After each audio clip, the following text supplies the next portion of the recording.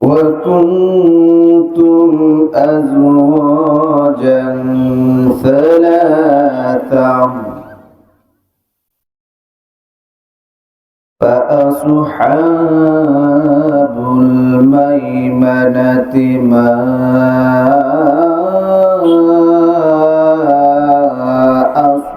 أصحاب الميمنة وأصحاب المشأمة ما أصحاب المشأمة والسابقون السابقون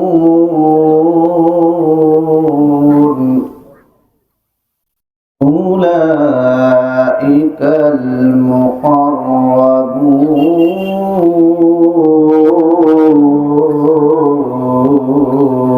المقربون إن الله وملائكته يصلون على النبي يا أيها الذين آمنوا صلوا عليه وسلموا تسليما اللهم আরেকটু সাউন্ড বাড়ানো যায়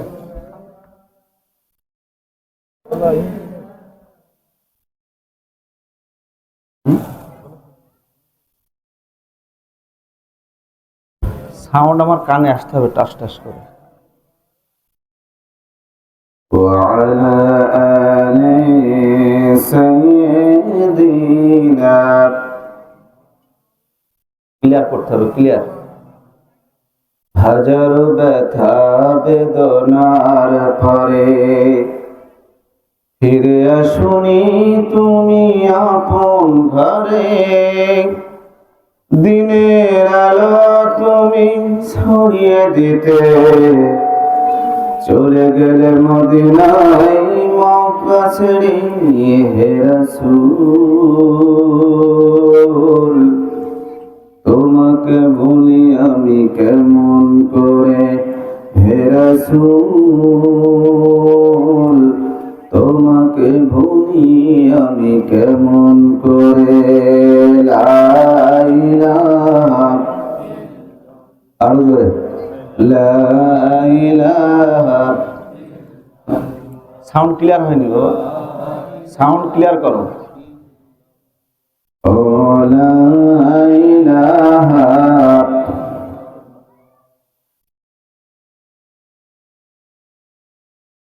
লা ইলাহা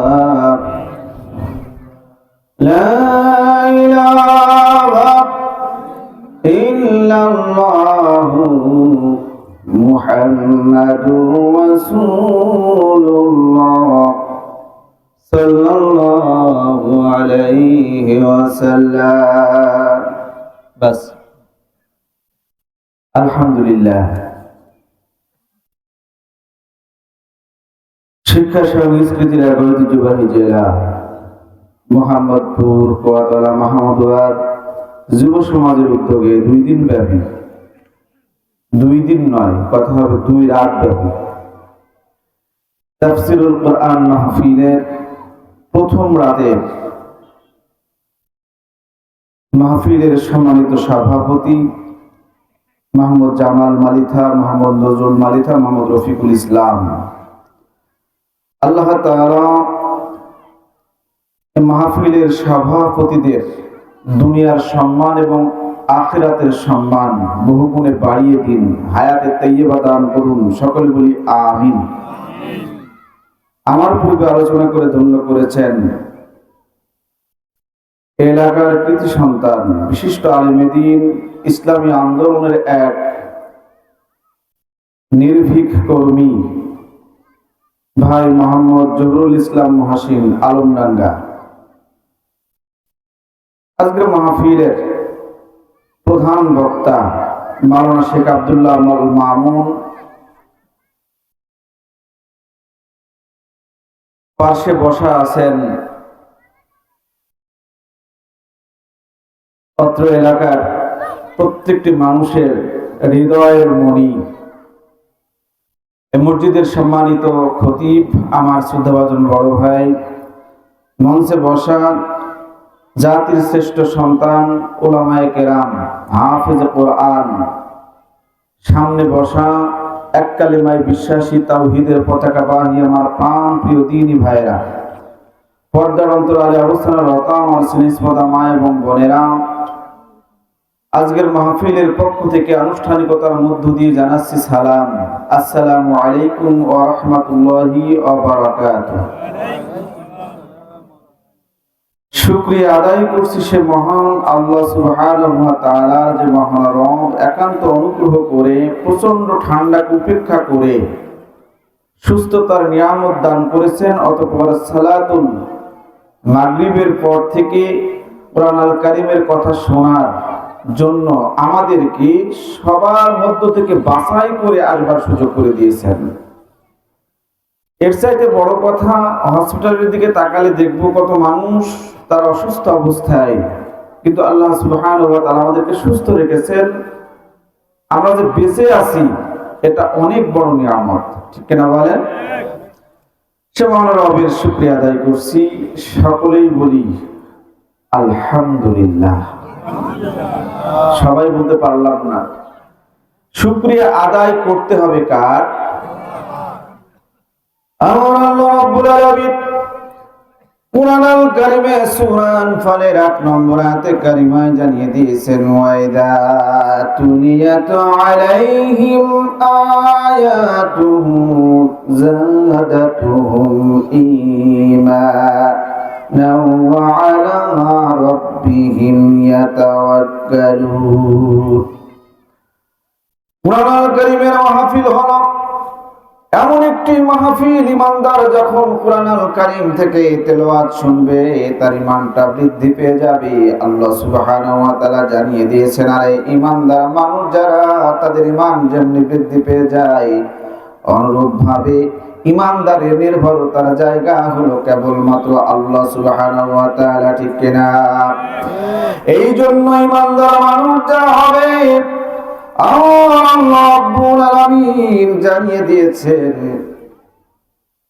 এই মানুষগুলি সকল ক্ষেত্রে একমাত্র কেবলমাত্র শুধুমাত্র আল্লাহ সুবহানাহু ওয়া তাআলার শুকরিয়া আদায় করবে।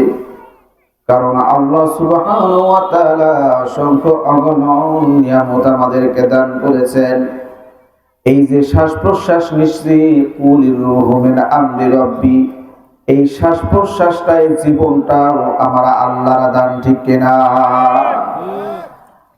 হাইরে মানুষ রঙিন ফানুষ, দম ফুরালেই ঠুস, তবুও তো এই মানুষের হয় না কেন হুঁশ। হাইরে মানুষ রঙিন ফানুষ, ঠিক কিনা বলে? দম ফুরালেই শেষ। আল্লাহ এখনো শ্বাস প্রশ্বাস বাঁচিয়ে রেখেছেন, আলহামদুলিল্লাহ। দুরুদ ও সালাম বর্ষিত হোক আখির জামানার পয়গম্বর, পথহারা পথ ভোলা নির্যাতিত নিষ্পেষিত মানবতার চরম পরম বন্ধু। দিন এসেছিলেন আজ থেকে প্রায় 1500 বছর পূর্বে মক্কার মোর প্রান্তরে আইয়ামে জাহিলিয়াত তথা বর্বরতার যুগে। বর্বরতার যুগের জন্য বলা হয় যে সমাজে খুন, গুম, জিনা, ব্যভিচার, অন্যায়, অবিচার এমন কোন অপরাধ ছিল না যে সমাজে বিদ্যমান ছিল না। নবীজি সমাজে আসলেন, সমাজের চিত্র দেখলেন, ব্যথিত হলেন, সমাজ পরিবর্তনের জন্য সংকল্প করলেন, গঠন করলেন একটি সংগঠন, নাম ছিল তার হিলফুল ফুজুল। কিন্তু হিলফুল ফুজুল দিয়ে প্রিয় নবীজি সে সমাজের ভাগ্যের পরিবর্তন করতে পারলেন না। সমাজ থেকে খুন বন্ধ হলো না, গুম বন্ধ হলো না, ইফতিজিং বন্ধ হলো না। সমাজের মানি লোক তারা সম্মান ইজ্জত পেল না, নারী তার সতীত্বের গ্যারান্টি পেল না। প্রিয় নবীজি চলে গেলেন গাড়ে হেরায়, আল্লাহর কাছে ধর্ণা দিলেন, বললেন, মালিক, এই জাহিলিয়াতের অন্ধকারকে যদি দূর করতে হয়, মানুষের তৈরি করা কোনো আইন দিয়ে, মানুষের তৈরি করা কোনো মতবাদ দিয়ে সমাজের ভাগ্যের পরিবর্তন করা সম্ভব নয়। এই সমাজ পরিবর্তনের জন্য দরকার কেবলমাত্র তোমার দেওয়া একটি আইন, একটি সংবিধান, একটি নিয়ম, একটি নীতি। আল্লাহ সুবহানাহু ওয়া তাআলা প্রেরণ করলেন মহাবিশ্বের মহাবিশ্বয় মহাগ্রন্থ আল কোরআন আল কারীম। এই কোরআনের আলোচ্যটা দিয়ে আমার প্রিয় নবীজি জাহিলিয়াতের অন্ধকারকে দূর করলেন। কিন্তু রান্নাঘর থেকে ছুটে এসে জীবন দিতে হলো হযরতে সুমাইয়া রাদিয়াল্লাহু তাআলা আনহাকে। বাসর ঘর থেকে ছুটে এসে জীবন দিলেন হযরতে হানজালা রাদিয়াল্লাহু তাআলা আনহু। নিজের কলিজাকে উৎসর্গ করলেন প্রিয় নবীজির চাচা হামজা রাদিয়াল্লাহু তাআলা আনহু। আমার প্রিয় নবীজি তায়েফের ময়দানে রক্তাক্ত জখম হলেন। অসংখ্য গণন সাহাবা আজমাইনদের রক্ত আর ত্যাগের মধ্য দিয়ে রচিত হলো একটি সোনার ইতিহাস। অতঃপর শুয়ে আছে সোনার মদিনায় সে নবীজির প্রতি ভক্তি ভরা দরুদ ও সালাম পেশ করছি। সকলেই বলি সাল্লাল্লাহু আলাইহি ওয়াসাল্লাম। সম্মানিত ভাই আমার, ভূমিকা ছাড়াই আমি আলোচনায় যেতে চাই। বলতে চাচ্ছি সেটা হলো, এটা যেহেতু তাফসীরুল কোরআন মাহফিল, কথা হবে কোরআন থেকে। কি থেকে? কোরআন থেকে কথা বলতে গেলে আওয়ামী লীগের বিরুদ্ধে যেতে পারে, বিএনপির বিরুদ্ধে যেতে পারে, চরমোনার বিরুদ্ধে চলে যেতে পারে, জামাত ইসলামের বিরুদ্ধে চলে যেতে পারে। তারপরেও কি কোরআনের কোন আয়াতে কারিমা গোপন করে কথা বলা হবে? কোরআন থেকে কথা বলবো। যদি কোন দলের বিরুদ্ধে চলে যায়, কোন ব্যক্তির বিরুদ্ধে চলে যায়, আজকের মঞ্চের ময়দান থেকে 1 ইঞ্চি পরিমাণে ছাড় দিয়ে কোনো কথা বলা হবে না। ঠিক কিনা বলে? সম্মানিত ভাইরা, এটা হলো হুদাল লিন্নাস, গোটা মানব জাতির পথ প্রদর্শনের জন্য মহান আল্লাহ সুবহানাহু ওয়া তাআলা আমাদের জন্য প্রেরণ করেছেন। সুবহানাল্লাহ। এমন কোন বিষয় নাই কোরআন আল কারীমে আল্লাহ তাআলা ব্যাখ্যা করে করে বলে দেন নাই। সুবহানাল্লাহ বলবেন না? আমার আল্লাহ রাব্বুল আমিন বলেন, وَنَزَّلْنَا عَلَيْكَ الْكِتَابَ تِبْيَانًا لِكُلِّ شَيْءٍ وَهُدًى وَرَحْمَةً وَبُشْرَى لِلْمُسْلِمِينَ।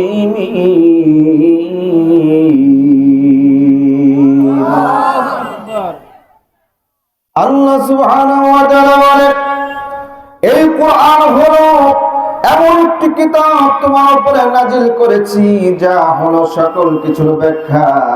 এমন কোন বিষয় নাই আল্লাহ সুবহানাহু ওয়া তাআলা কোরআনুল কারীমে ব্যাখ্যা করে করে বলে দেন নাই। সুবহানাল্লাহ। ঘাটের কথা, মাঠের কথা, নদ নদী, পাহাড় পর্বতের কথা, চন্দ্র সূর্য গ্রহ নক্ষত্রের কথা আল্লাহ সুবহানাহু ওয়া তাআলা কোরআনুল কারীমে বলেছেন কি বলেন নাই? জবাব দিবেন না? আসমানের কথা, জমিনের কথা, জীবনের কথা, মৃত্যুর কথা, পরকালের কথা, জান্নাত জাহান্নামের কথা, পুলসিরাতের কথা আল্লাহ কোরআনুল কারীমে বলেছেন কি বলেন নাই?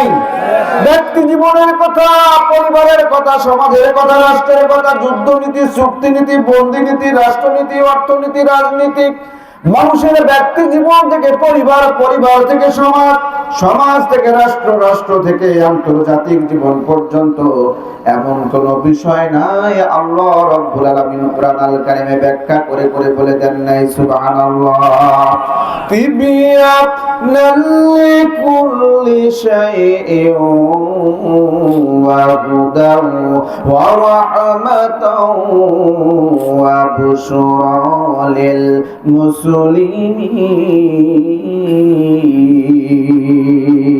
আল্লাহ রাব্বুল আলামিন বললেন, এই কিতাব হলো রহমতের কিতাব, এই কিতাব হলো, আল্লাহ সুবহানাহু ওয়া তাআলা বললেন এই কিতাব হলো সুসংবাদের কিতাব।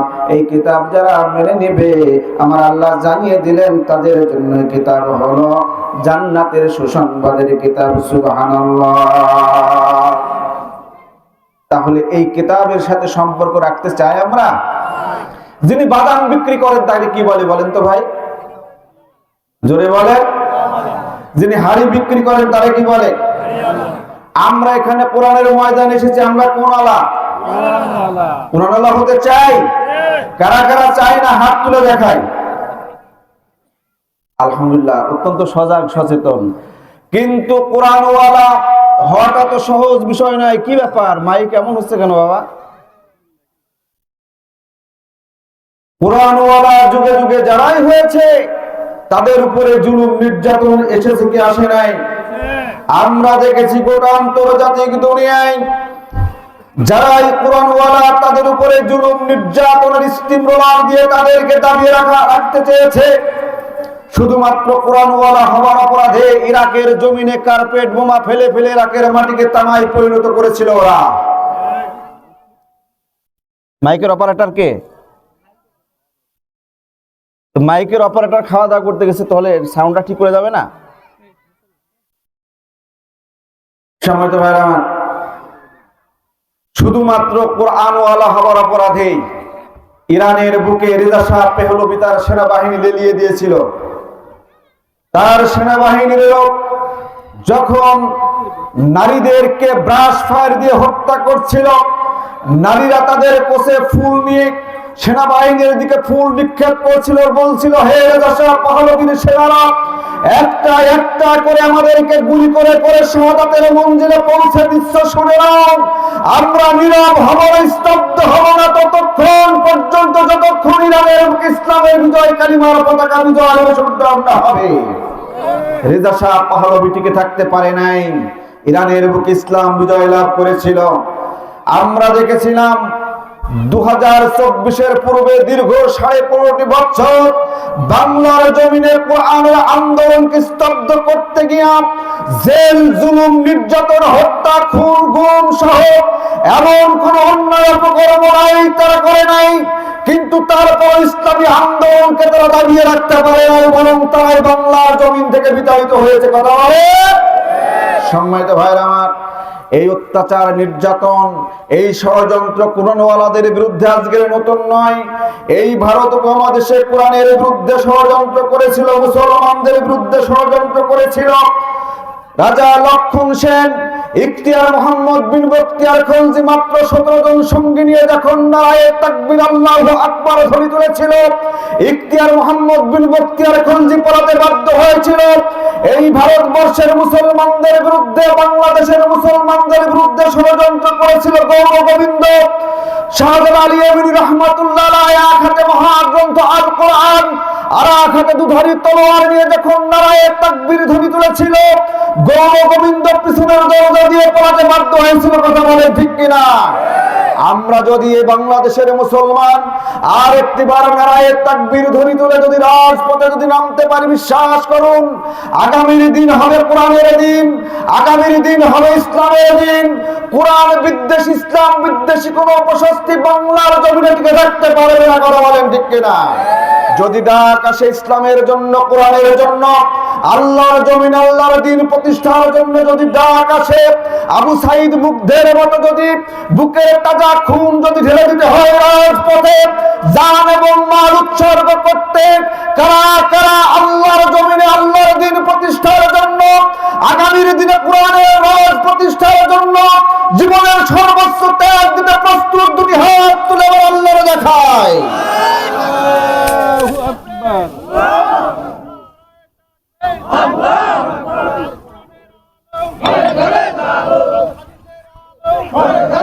আলহামদুলিল্লাহ।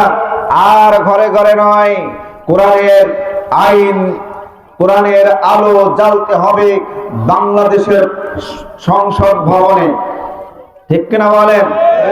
কোরআনের শাসন চালু করতে হবে বাংলার জমিনের বুকে।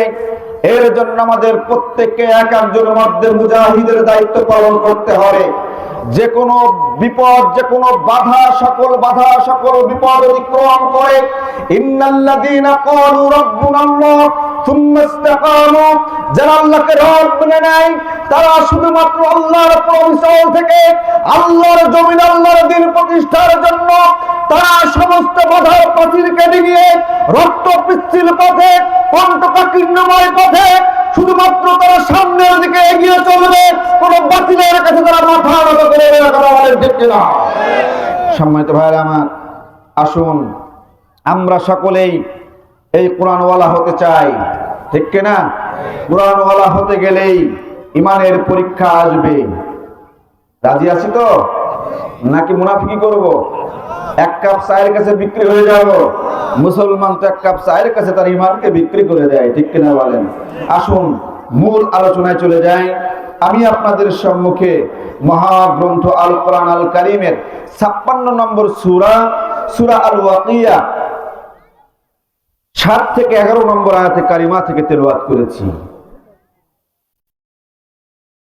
আল্লাহ সুবহানাহু ওয়া তাআলা বলছেন, ওয়া কুনতুম আজওয়াজান সালাসা, তোমরা 3 দলে বিভক্ত হয়ে যাবে। কয় দলে? আমার প্রিয় ভাইরা, আল্লাহ সুবহানাহু ওয়া তাআলা 3 দলে বিভক্ত হওয়ার কথা বললেন।